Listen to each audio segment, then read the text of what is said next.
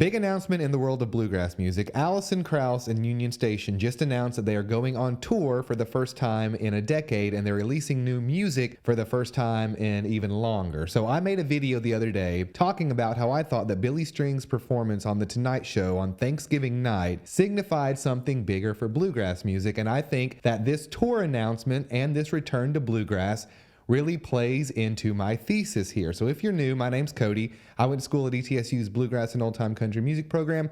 This channel is dedicated towards bluegrass news, banter, geeking out on equipment, all that good stuff. If you're into that sort of thing, subscribe below. But I made this video the other day because I really feel like bluegrass is having a revival. So I want to dig into this tour announcement, but then I want to also talk about a couple other milestones that I think signify that there is a movement towards making this music more commercial. So this is a monster of a tour. It's taking place from April 17th to the end of September 2025. 73 shows across the US and Canada. They're calling it the Arcadia Tour, and this includes Red Rocks Amphitheater, the Greek Theater in Los Angeles, Beacon Theater in New York City, and to go along with the tour comes a new album in January 2025. And so special guest Willie Watson will be joining the band, and they'll be making stops here in my hometown of Knoxville, Tennessee.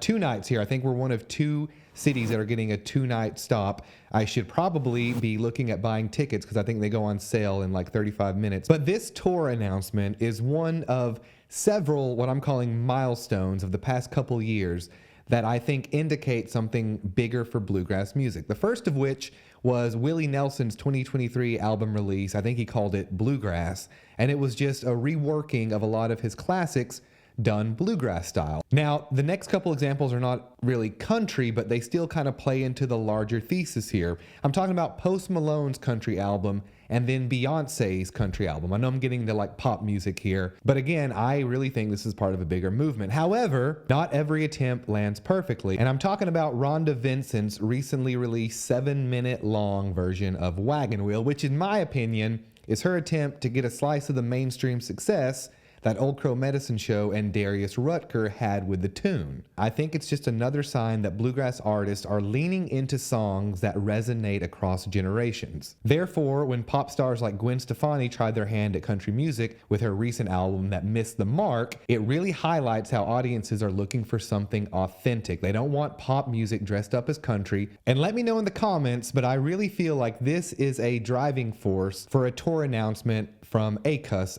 aka Alison Krauss and Union Station. But this tour will be absent of Dan Tyminski, former guitar player and mandolin, one of the better known names in bluegrass music, and I think that there's a good example in talking about his cross-collaboration performances that really sort of help my idea along here. So he's famous for the voice of George Clooney in Oh Brother Where Art Thou, but he's also known for collaborating with Swedish songwriter and producer Avicii on his hit Hey Brother, which now there's a bluegrass version. And I'll take a moment here to say that Dan Tyminski and his band are also one of these bands that I think are really capitalizing on the recent resurgence or revival in bluegrass and roots music. Russell Moore of Third Time Out will be playing guitar on the tour, and I'm not sure if he'll be playing on the album. There's a great podcast featuring him if you just want to search Russell Moore. But the bigger picture, I think, in my opinion, is clear here. People are reconnecting with real rootsy music, whether it's Alison Krauss or Billy Strings or Willie Nelson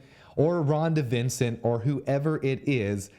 This is happening. I think it's happening before our eyes, and I strongly feel like one of the main contributing factors of us reconnecting to roots music is our reliance on our technology. If you would like to learn beginner bluegrass guitar, I offer an 85-lesson beginner-friendly bluegrass guitar course. You're going to get on-screen tabs. I'm going to share with you what I learned at East Tennessee State University's Bluegrass and Old Time Country Music program.